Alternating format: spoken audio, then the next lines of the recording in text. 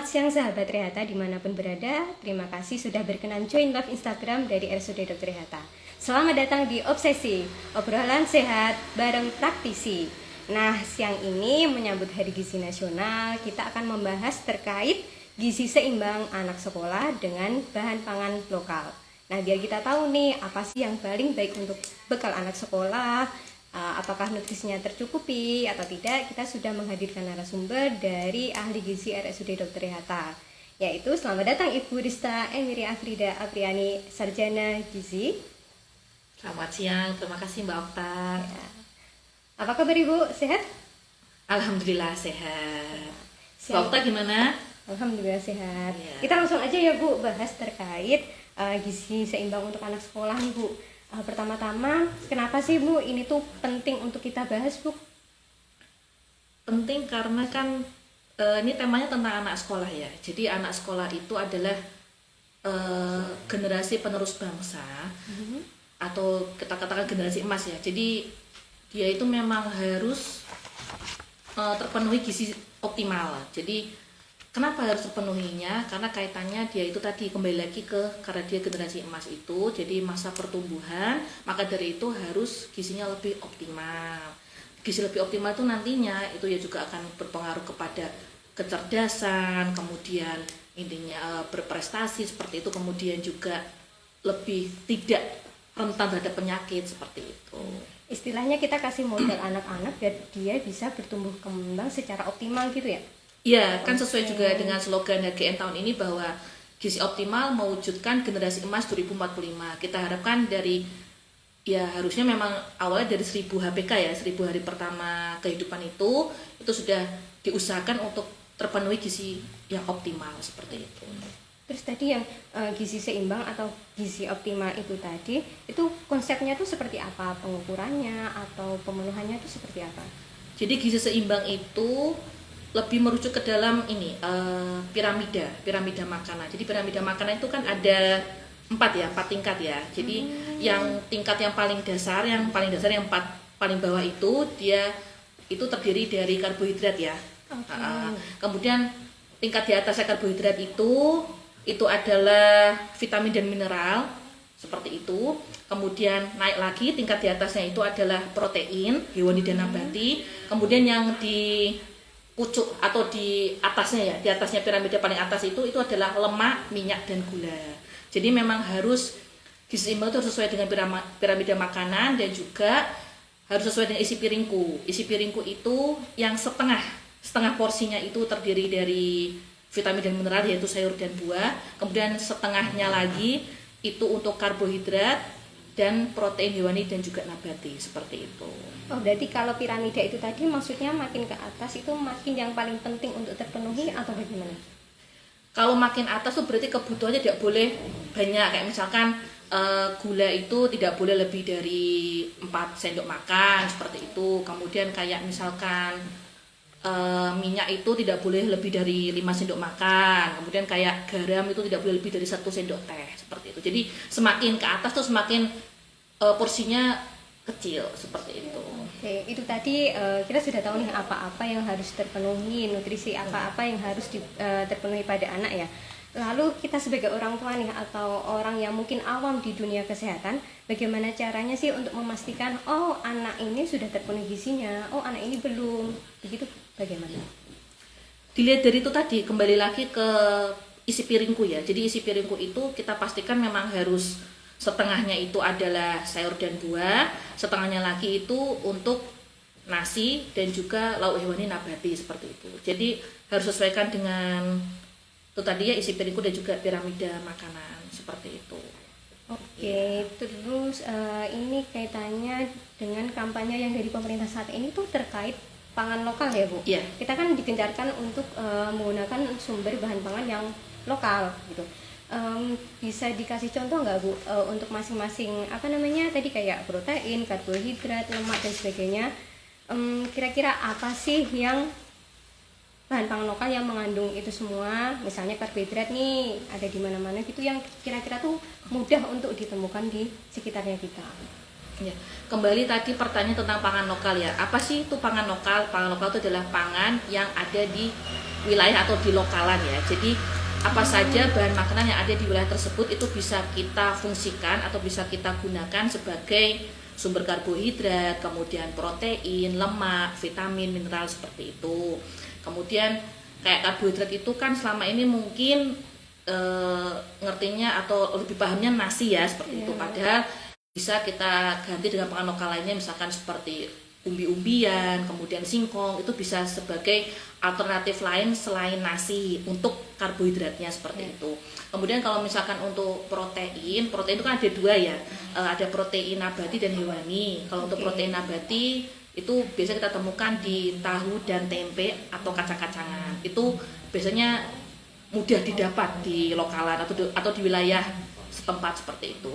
Kemudian kalau kayak untuk protein hewani itu bisa kita pilihannya tidak harus misalkan telur terus, tidak. Jadi kita bisa milih, bisa telur, bisa kemudian daging sapi, kemudian daging ayam, kemudian ikan seperti itu ya. Jadi bisa telur, ikan, daging sapi, daging ayam. Jadi bisa lebih beraneka ragam seperti itu. Itu untuk protein hewaninya ya. Kemudian untuk kayak misalkan vitamin dan mineralnya itu ya berarti seperti sayur-sayuran, semua jenis sayur yang ada di lokalan, baik itu misalkan bayam, kemudian siem seperti itu, kemudian kayak sawi hijau, sawi putih seperti itu, wortel.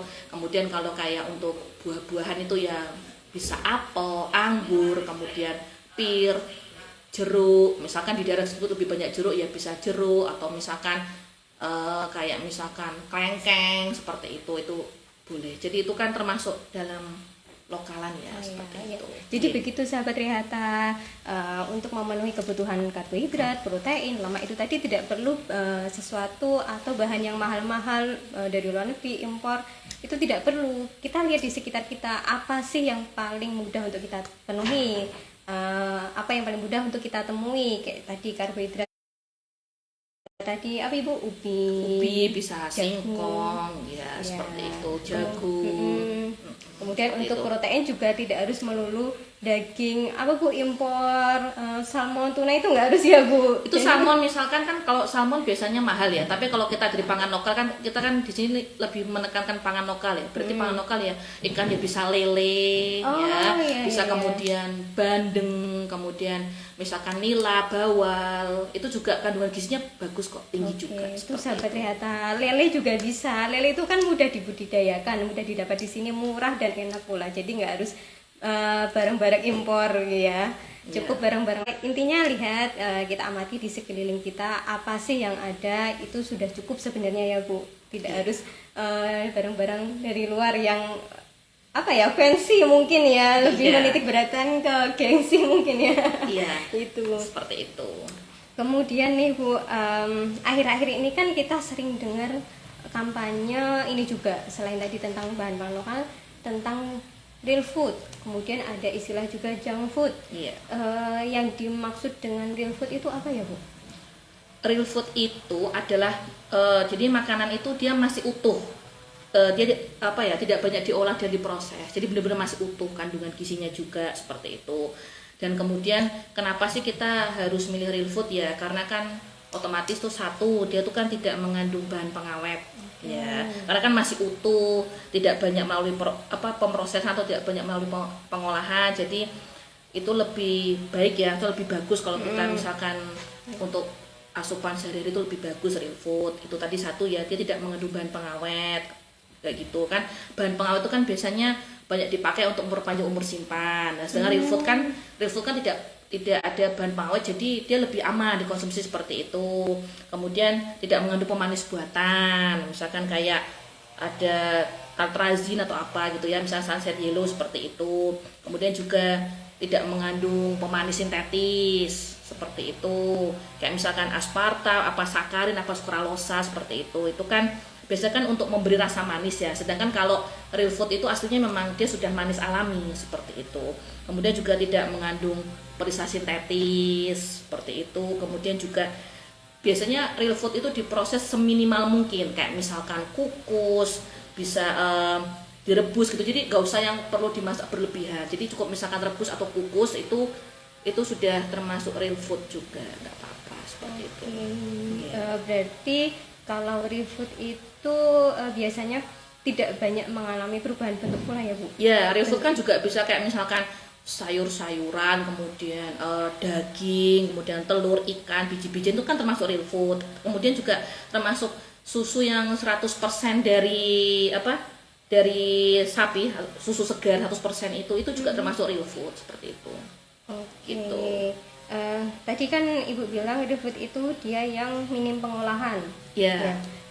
Sekarang saya mau tanya Bu, pengolahan seperti apa sih yang paling bagus untuk menjaga kandungan nutrisi dari sebuah bahan pangan? Kan kalau pengolahan itu kan ada yang tadi kukus, rebus, tumis dan sebagainya.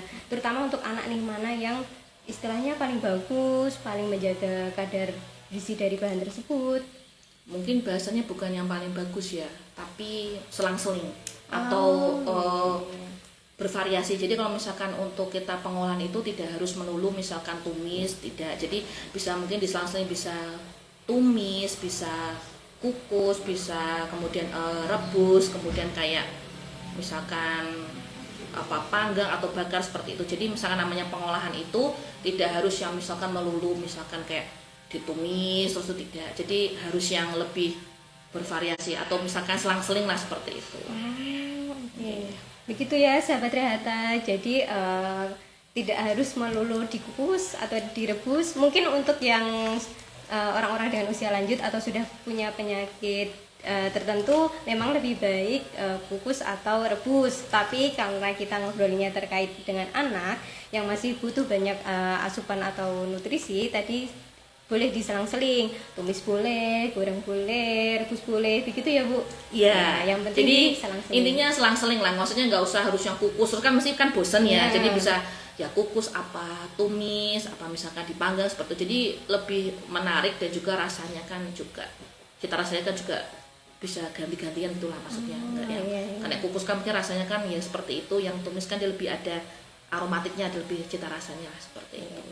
Tadi sudah bahas tentang real food, pengertiannya, contohnya pengolahan yang bagus seperti apa. Terus yang junk food nih Bu, itu kenapa sih anak-anak tuh kalau bisa nih dibatasi untuk asupan junk foodnya?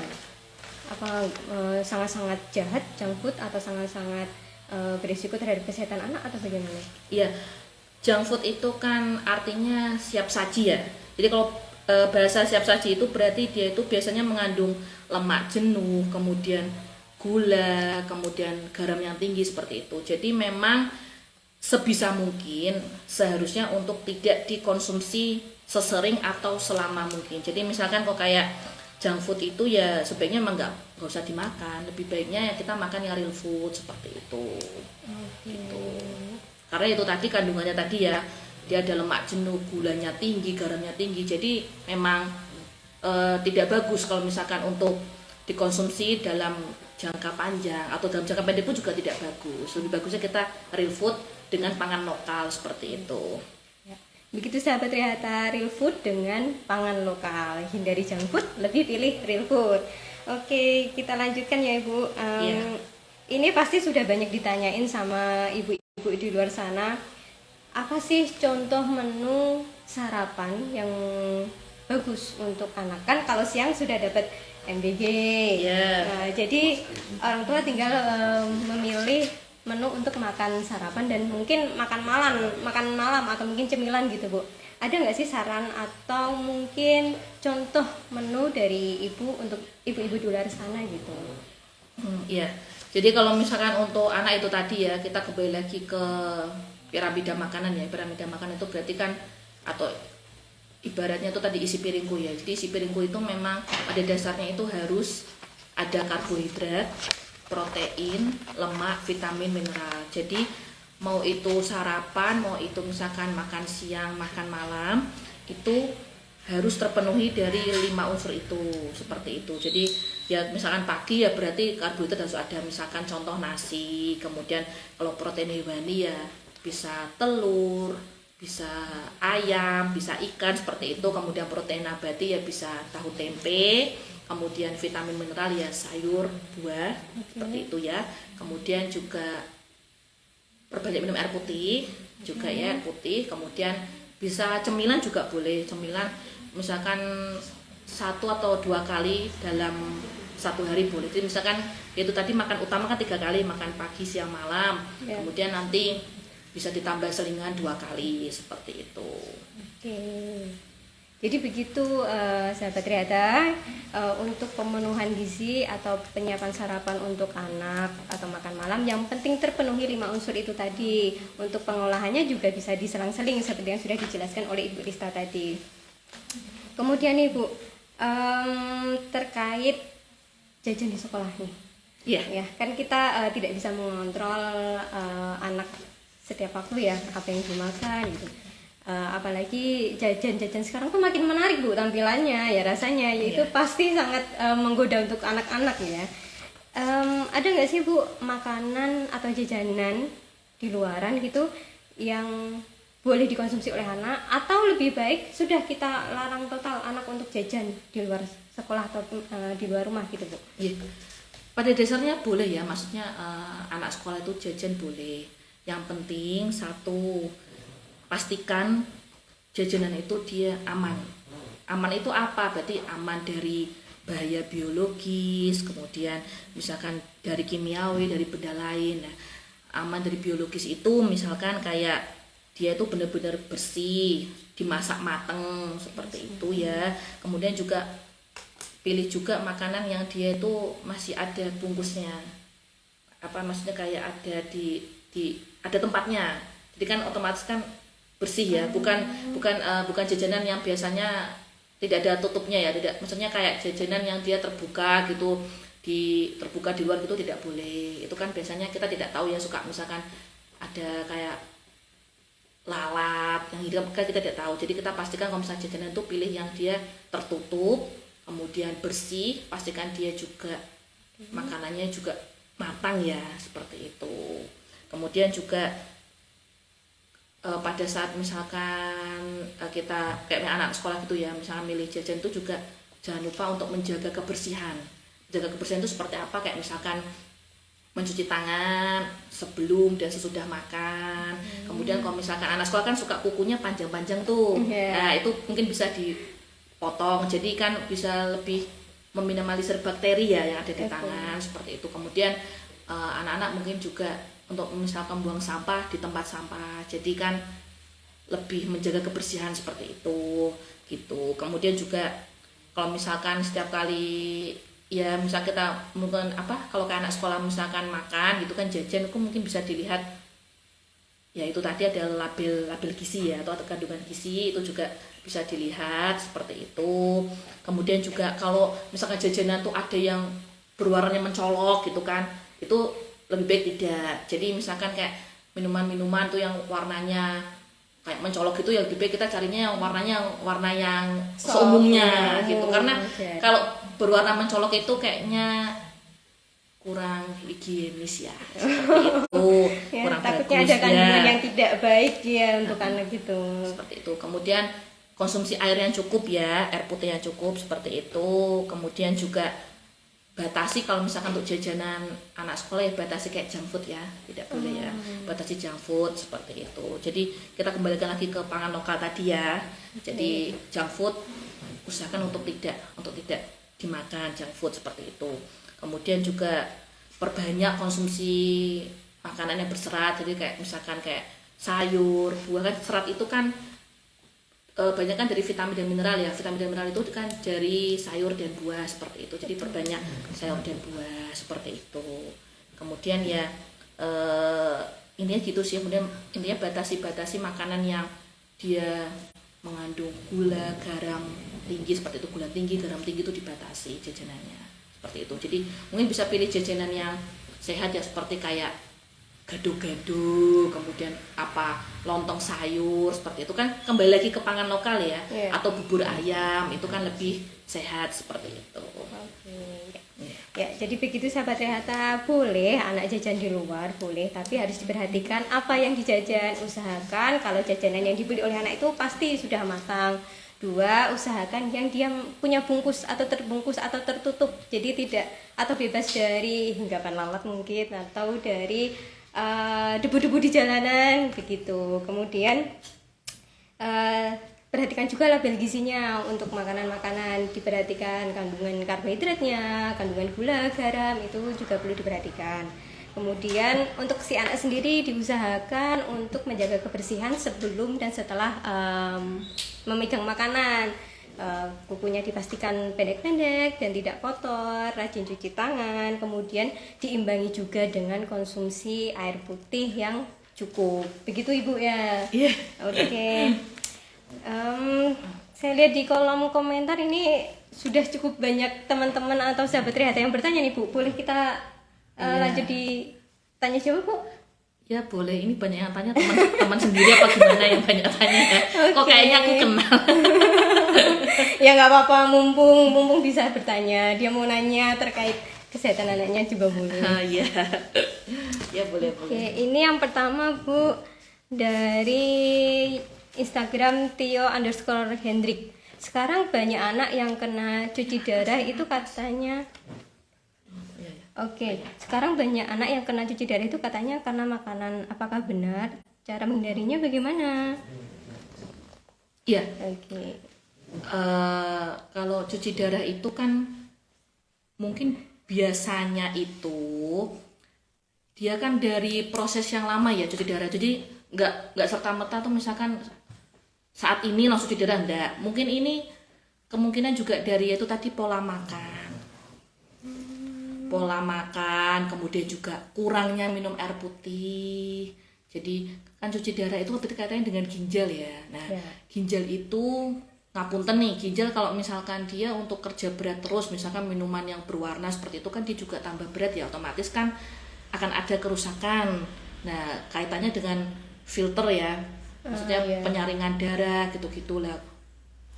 Nah, kemudian kayak misalkan pola makan yang kayak apa namanya itu tadi mungkin juga junk food juga bisa. Jadi cuci darah itu kita harus dilihat dulu ya, jadi misalkan tidak harus dilihat dulu dia riwayat klien. Jadi itu tadi yang namanya ada screening ya, kalau di gizi itu kan ada screening, kemudian kayak ada assessment gitu-gitulah. Makanya misalkan pasien datang itu kita lihat dulu screeningnya seperti apa, riwayat kliennya, kemudian BPTB antropometri ya, kemudian biokimianya dilihat, kemudian riwayat makannya seperti apa, apakah memang dia mungkin pola makannya tidak seimbang atau pola makannya misalkan tidak sehat, kemudian minum airnya kurang, konsumsi airnya kurang seperti itu kan juga harus lebih lebih di screening lebih lanjut aja seperti itu. Tapi kebanyakan mungkin dari itu tadi, dari pola makan tidak seimbang dan kurangnya konsumsi cairan atau kurangnya minum air putih seperti itu.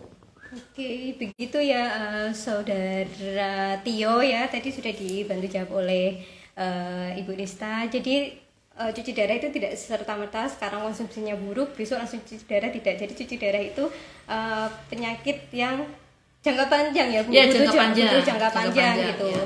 Jadi kalau misalnya nih ya sudah terlanjur cuci darah ya sudah ikuti prosedurnya, jaga pola makan, kemudian ikuti nasihat-nasihat dari dokter. Yang belum terlanjur bisa dijaga pola makannya dari sekarang, banyak air putih, hindari makanan-makanan yang apa tadi Bu? Junk food ya, junk food tidak sekali. boleh. Jadi kembali lagi ke ini aja, ke real food aja dan pangan lokal ya, lebih sehat seperti itu.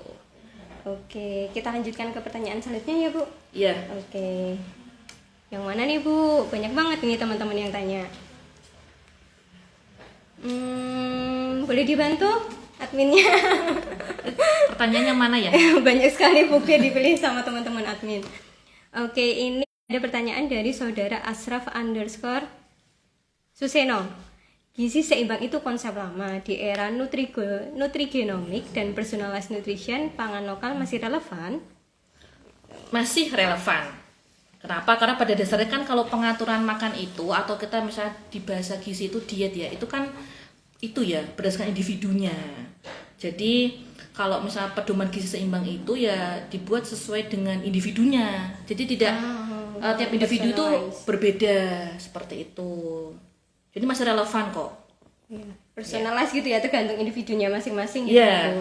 Karena kan namanya diet itu tidak bisa sama antara satu orang dengan orang yang lainnya. Ya. Jadi memang kembali lagi ke individunya dan juga ada nggak misalkan penyakit penyerta lainnya seperti itu. Jadi diet itu memang lebih spesifik sih seperti itu. Bahkan di rumah sakit aja orang dengan yang sakitnya sama nih, sahabat Trihata, misalnya sama-sama hipertensi aja dietnya bisa beda ya Bu ya. Ya, menyesuaikan. tergantung itu pasiennya itu ada penyakit penyerta lainnya atau tidak seperti itu. Oke, cukup ada yang tambahan nih Bu? Kalau nggak kita lanjut ke pertanyaan selanjutnya. Coba dilanjutkan lagi pertanyaannya apa? Oke, ini dari saudara Zakwan _ Muhammad. Tips untuk anak yang tidak suka buah bagaimana nih? Ini tidak suka buahnya seperti apa? Maksudnya lebih spesifik, maksudnya tidak suka buah sama sekali atau dia suka buah tertentu?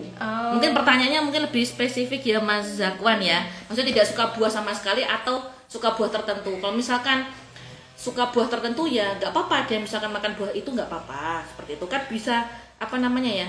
Vitamin dan mineral itu kan saling itu ya, bukan saling menggantikan tapi saling melengkapi. Jadi misalkan buahnya kurang, kita bisa ditambahkan dari asupan sayurnya yang ditingkatkan seperti itu. Jadi vitamin dan mineralnya tidak yang hilang tuh enggak. Jadi misalnya anak tidak suka buah ya berarti sayurnya ya harus ditingkatkan seperti itu. Oh ini udah dijawab, tidak suka buah sama sekali. Berarti bisa ditambahkan itu ya Mas Zakwan, mungkin buahnya bisa disiasati dibikin jus atau dimodifikasi menu, dibikin puding. Coba mungkin anak itu kadang ketakutannya gini Mas, kayak apa, buah itu kan kalau dimakan utuh itu kan takut ya, takut. Nah mungkin bisa dimodifikasi menu, dibikin puding atau seperti itu.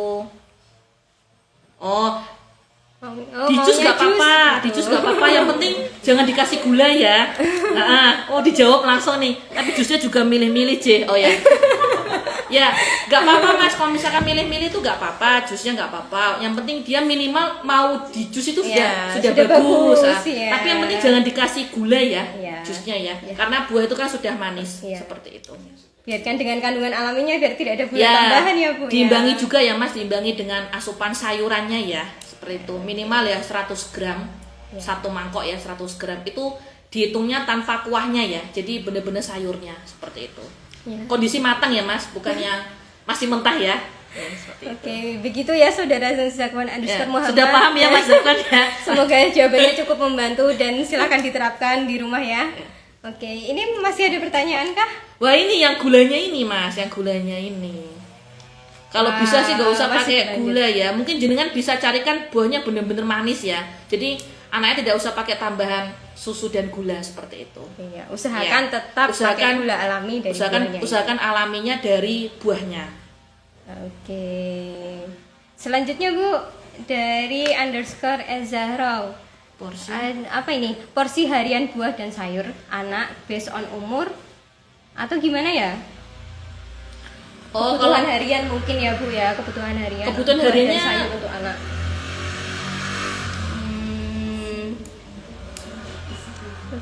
Kebutuhan hariannya itu sesuai dengan isi piringku. Ini ibu apa Mbak apa ya? Mbak ini kayaknya. Mbak ya. Reza. Ibu Reza. Ibu Reza. Teman kita nih. Zahro. Ya. Ya, Ibu Reza untuk porsi hariannya itu dari isi piringku ya Bu. Jadi porsi hariannya itu separuh dari piringnya buah dan sayur.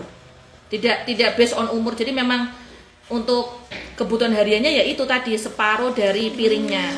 Seperti itu. Buah dan sayurnya ya. Kemudian sesuai dengan isi piringku ya, semuanya pakainya isi piringku. Isi piringku gitu. Itu kan dari piramida makanan. Jadi backgroundnya dari piramida makanan itu kita ke isi piringku seperti itu. Oke. Iya. Bu, maaf tadi ada yang kelewat untuk kita bahas Bu. Iya apa? Ada nggak sih pantangan ketika habis mengonsumsi apa gitu, nggak boleh mengonsumsi apa gitu terkait dengan asupan penyerapan nutrisi? Ada nggak sih pantangan-pantangan kayak gitu Bu? Contohnya? Kayak, saya pernah dengar tuh kayak kan kita udahnya habis makan minum teh gitu atau minum kopi gitu. Aslinya itu baik atau tidak? Sebaiknya kalau kita habis makan tidak minum teh, karena teh itu kan menghambat absorpsi atau penyerapan zat besi. Jadi lebih baiknya kalau misalkan habis makan ya minum air putih atau misalkan jus jeruk atau misalkan ya es jeruk gitu ya gak apa-apa. Yang penting jangan teh seperti itu. Kopi Bu, kopi? Kalau bisa, kopi itu boleh tapi nggak sering ya. Misalkan mungkin sehari ya 1 kali lah seperti itu. yang penting perbanyak air putihnya ya. Oke.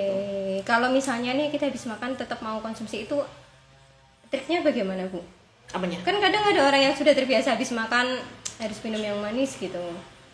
Ada triknya nggak? Apa harus dijeda atau gimana? Kalau misalkan habis minum air putih ya Habis makan kan tetap minum kopi atau tetap pengen minum teh, itu cara mensiasatinya biar tidak mengganggu penyerapan gimana, Bu? ada jedanya. Ada jeda 2 jam. 2 jam dari minum teh itu, seperti itu. Oke, ya. Jadi kalau ya sudah terlanjur terbiasa minum manis setelah makan, sebisa mungkin diganti dengan air putih, atau ya kalau tetap mau konsumsi teh atau kopi dijeda 2 jam. Iya. Biar penyerapan nutrisinya tidak terganggu ya, Bu. Betul. Yang penting perbanyak minum air putih aja, misalnya habis minum kopi, teh, perbanyak minum air putih gitu aja. Oke. Iya. Mau ada tanya jawab lagi boleh, Bu? Iya, mana Oke, ini? dari saudara Eka _Papa _EE. Namanya lucu ya. Modifikasi sayuran buat anak-anak yang nggak suka sayur dengan menu seperti apa? Wow, ini banyak banget ya masalah anak-anak Iya, yang suka iya. sayur buah tuh ya. Iya. Itu kalau sayuran tuh biasanya bisa dibikin rolade. Jadi dicampur. Kan anak-anak tuh kan kebanyakan itu ya, tidak suka sayur kan karena dia udah lihat warnanya tuh wujudnya udah nggak suka dulu, dia udah takut biasanya. Nah, Tidak menarik. mungkin bisa disiasatinya di mix ya. Jadi dibikin rolade, mungkin dia bisa dicampur misalkan sayur dengan tahu, jadi rolade tahu sayur, atau misalkan rolade misalkan telur sayur seperti itu. Jadi kayak di mix dengan proteinnya. Oke. Atau enggak bisa dibikin sup krim seperti itu. Jadi jangan kita lihatkan sayurannya Bentuk aslinya itu, ya. gitu. Jadi bisa di mix dengan protein, itu nggak apa-apa seperti itu. Jadi anak kan tetap bisa makan sayurannya seperti itu. Oke, berarti ya pinter-pinternya kita sebagai orang tua untuk menampilkan dan mengolah bahan pangan itu tadi ya, biar tetap menarik untuk dikonsumsi oleh anak. Ya. Gitu. Terus masih ada lagi nih, masih ada beberapa nih, rame banget ini. Iya, ramai sekali. Ada lagi satu pertanyaan nih, Bu. Ada ses piringnya kah? Ini tadi menyambung yang terkait isi piringku tadi ya, dari Ibu Erzahro ya. Ada ses piringnya kah? Kan anak-anak piringnya kecil gitu. Mungkin Mbak Reza piringnya normal ya. Maksudnya piring yang maksud saya piring normal tuh piring yang umumnya aja. Ukuran umum seperti itu.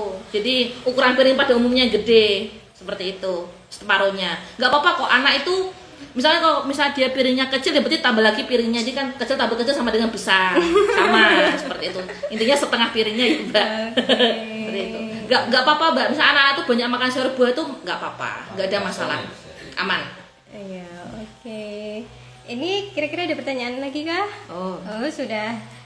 Sudah cukup ya, sudah banyak untuk sahabat-sahabat Trihata di luar sana. Kalau sekiranya masih ada yang ingin ditanyakan atau kurang jelas, di RSUD Dr. Trihata juga ada layanan konsultasi gizi. Jadi teman-teman sahabat Trihata bisa membawa anaknya atau ya sendiri dulu nggak apa-apa, silahkan berkonsultasi dengan ahli gizi kami setiap hari Senin sampai Jumat. Ya. Oke, jam pelayanannya Jam pelayanan biasa seperti ya. biasa. Iya. Kalau Senin sampai Kamis sampai jam berapa? Senin sampai Kamis sampai jam 15.00 dari jam 7 sampai 15.00. Ya. Untuk hari Jumat sesuai jam kerja sampai pukul 14.00. Ya, betul. Ya, kalau kurang jelas nanti bisa kontak-kontak di media sosialnya RSUD Trihata, mau Instagram, Facebook, Twitter atau TikTok juga boleh gitu. Kemudian sebelum kita closing nih, Bu, ada nggak pesan-kesan dari Ibu Rista selaku ahli gizi untuk teman-teman atau sahabat Trihata di luar sana, terutama bagi mereka yang sedang pusing nih mengatur asupan atau kebutuhan nutrisi untuk anak-anaknya? Ya, mungkin dimulai dari keluarga dulu ya. Ini kan anak-anak sekolah ya, berarti dimulai dari lingkupan keluarga dulu. Pertama ya itu tadi pentingnya pangan lokal. Jadi usahakan untuk misalkan memenuhi kebutuhan anaknya itu dari pangan lokal ya. Jadi nggak usah yang maksudnya yang mahal-mahal, nggak usah, yang penting yang ada di lingkungan itu, ada di sekitar itu yang diutamakan. Jadi misalkan kayak bisa umbi-umbian atau singkong itu untuk pengganti nasi. Kemudian ikan ya tidak harus yang misalkan nek tuna kan mungkin mahal, bisa ganti ikan lele atau bawal. Kemudian tahu tempe kan mesti banyak ya, itu kan pangan lokal ya. Kemudian sayuran, buah itu kan juga pangan lokal seperti itu. Jadi diutamakan dari keluarga dulu saja. Pentingnya pangan lokal yang harus memenuhi karbohidrat, protein, lemak, vitamin, mineral sesuai dengan piramida gizi seimbang seperti itu. Oke, tadi ya sahabat THT, dari pembahasan hari ini kita jadi tahu pentingnya asupan gizi yang cukup untuk tumbuh kembang anak, kemudian pemenuhan 5 unsur tadi, kemudian utamakan untuk menggunakan bahan pangan lokal, hindari junk food, lebih utamakan real food, kemudian untuk pengolahannya juga boleh selang-seling mau kukus, tumis, rebus. Yang penting tetap memperhatikan kebersihan pada saat sebelum, saat pengolahan dan setelah pengolahan dari makanan tersebut. Cukup sekian dari kami. Mohon maaf kalau ada yang kurang berkenan. Mohon maaf kalau ada pertanyaan yang belum bisa terjawab. Sampai jumpa di episode selanjutnya. Salam sehat.